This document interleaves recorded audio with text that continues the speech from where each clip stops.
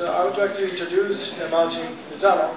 He's graduate student at Tsinghua University. He got a PhD in 1999. And he, just after the PhD, he moved to Ghent University. He spent 4 years. And after that, he come back to Tsinghua University as a professorship. I was so surprised he became a professor at a young age. Maybe you remember the name of Zaragoza because we will have winter conference next year, end of January. So Martin is one of the organizers of the conference. And Martin like maybe shopping, cooking. So today, Martin will present the basic principles and advantage of the continuum flow for the atomic spectroscopy. So now for Simons. Thank you very much for your kind introduction. Of course, I want to start thanking sincerely this great opportunity for me to be in China. It's my first time and having really a great time. Big opportunity to meet good friends, good old friends, make new friends. And I want to thank you, Nia, and May, and Norbert, and Denver for this honor. So, as you can see here, I'm going to start talking, or I'm going to continue talking a bit about atomic absorption spectrometry. There's 3,000 instruments here per year. It's quite a number. And but first, I want to talk a bit about music. But don't worry, I will not sing this time. So, I don't know if you're familiar with Leonard Cohen, fellow Canadian. And he has a song. He wrote a song a few years ago called "Waiting for the Miracle." And the song goes like this. I know you're going to like it, no, you're going to like it here. There is not much entertainment, and the critics are severe. It's interesting, like, and it reminds me, when I heard this, of the situation of atomic absorption a few years back, when we only had the line source atomic absorption devices, because there was not enough novelty, there was not enough entertainment to keep our students busy. And this is a big problem, because if you don't keep your PhD students busy, they will keep you busy. So we have to do something about it. And unfortunately, we don't have to wait for more miracles, because we have now this instrument that really has revitalized the field, and we can do new and fun stuff. So I will try to show very soon. And this instrument is based on this technology, on the use of xenon lamp, working in hot spot mode and very high temperature. So we have a high intensity here, and we have here a graphite furnace and a flame. And then we have this detection system with a double monochromation detector.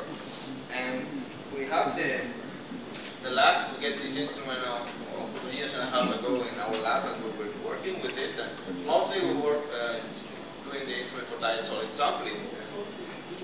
We think that this technique is quite good for direct solid sampling. We have to publish a review on this topic.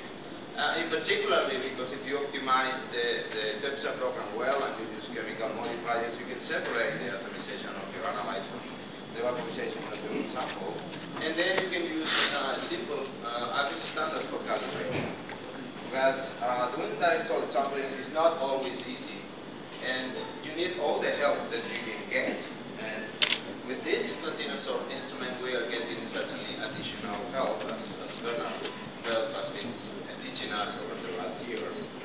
In particularly, we have this simultaneous detection system, and this, together with the high resolution, results in much more efficient correction of background. And we can also monitor molecular lines. We are no longer restricted to measure atomic absorption, actually. And we have more tools to control our sensitivity. This is very important if you're doing direct solid sampling, because you guarantee your sample easily. So I would like to highlight these advantages, showing some applications that we have carried out, and then in the end I will talk about simultaneous monitoring in lithophores. And the applications I will discuss are determination in some mice tissue. We'll talk a bit about our phosphorus determination, then about aluminum analysis in blood, and then we'll talk about this little fellow Daniel Magna. So let's talk about gold first, because money is important. Of course, the first question was, would you want to measure gold in mice tissue? The only reason is if you go there in the floating place. That's what we did. We were working with a company that manufactures gold nanoparticles that are very, very small, so they can enter into all kinds of organs, and then functionalize these nanoparticles into different compounds. They want to investigate the biodistribution of the compounds. So they inoculate the poor mice with these nanoparticles, and they kill them at different times. And then we get the organs, and we have to do the analysis. So we have to do a lot of analysis, so we want to develop something fast to do this kind of investigation.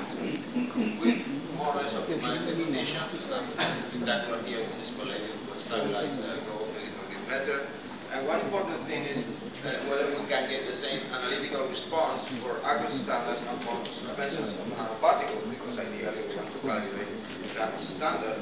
And actually you can get practically the same result. This is the calibration curve. I'm showing this dotted line, and you can see what for different functionality compounds we get the same response. So this is all good, this promising. Let's do some analysis of the samples. And this is the kind of sample we're getting. This is kidney, and we're getting it frozen. So you dry it first, and then you powder it. I mean, you grind it manually. It's nothing very complicated, a couple of minutes. Unfortunately, I don't have any problem with gold contamination in my lab, so I can do easy applications. So how does it work? You put the sample here in the platform, and then it's going here. We wait. And then you put it there in the furnace, and you vaporize it, and you get a lot of smoke. And after you atomize it, and you should get a nice signal. And so it's as simple as this. Let's have a look at the signals that we get it. So this is a signal for an standard, and these are the signals for solid sample. This is liver, this is kidney. And you can see that the signals are very wide and nicely defined. Remember that with the continuum source now we have 3 dimensions. We have the wavelength, we have the signal, and we have the time. So there's nothing there strange, no interferences, the signal are well defined. They are not totally similar in shape. This is typically the case when you're doing that solid sample, but the areas of the signal are, in this case, comparable. But of course, life can be full of unpleasant surprises. This book still is about to find out. And when we try to do brain analysis, and brain was a very important organ for them, because one of the targets is brain, we got something like this. This is the signal you get from brain. And indeed, you have some gold signal, but there is something here that is kind of overlapping, and it's affecting your results.